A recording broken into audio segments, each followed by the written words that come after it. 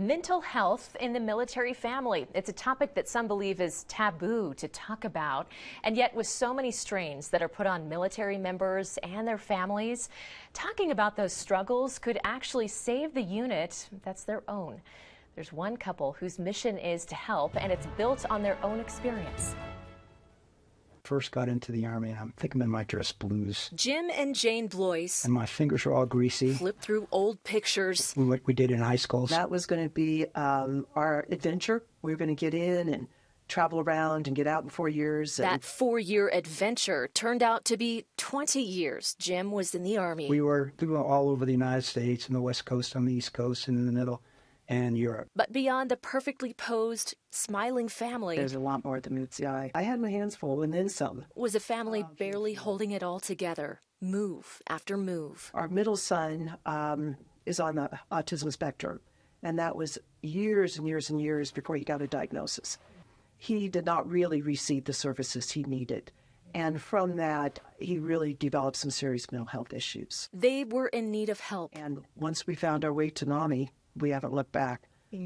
Yeah, NAMI was really one of the game changers in getting support for our family and supporting our son. NAMI, the National Alliance on Mental Illness, and its classes for the military family, was a game changer.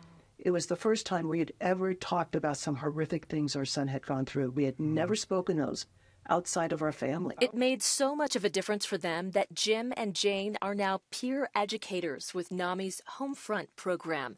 The free 6-week course is designed specifically for military families. Understanding how the brain works and learning what can go wrong will illustrate that mental health conditions are biological and chemical problems. Participants go through what happens to a brain with PTSD or brain damage and a range of diagnoses. We have great videos that they see. They'll understand different mental health diagnoses, where before they didn't understand, maybe say PTSD, for example, what does that really do to a person? And when my spouse reacts this way, you know, is he really angry or is she really angry at me, or is this just a flashback? So the first class is going to focus on introduction to family education. They also role play through different scenarios and hone communication skills.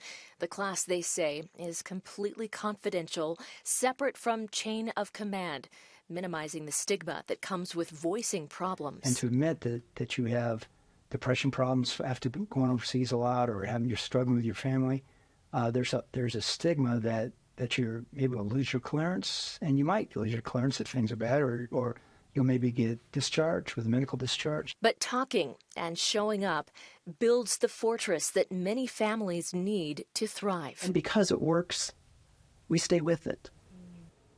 And if you're not able to attend in person, you can join virtually. The next class is scheduled to begin January 30th. To register, you're asked to call the NAMI office in Colorado Springs. We've put all of that information in our online article of this story at krdo.com.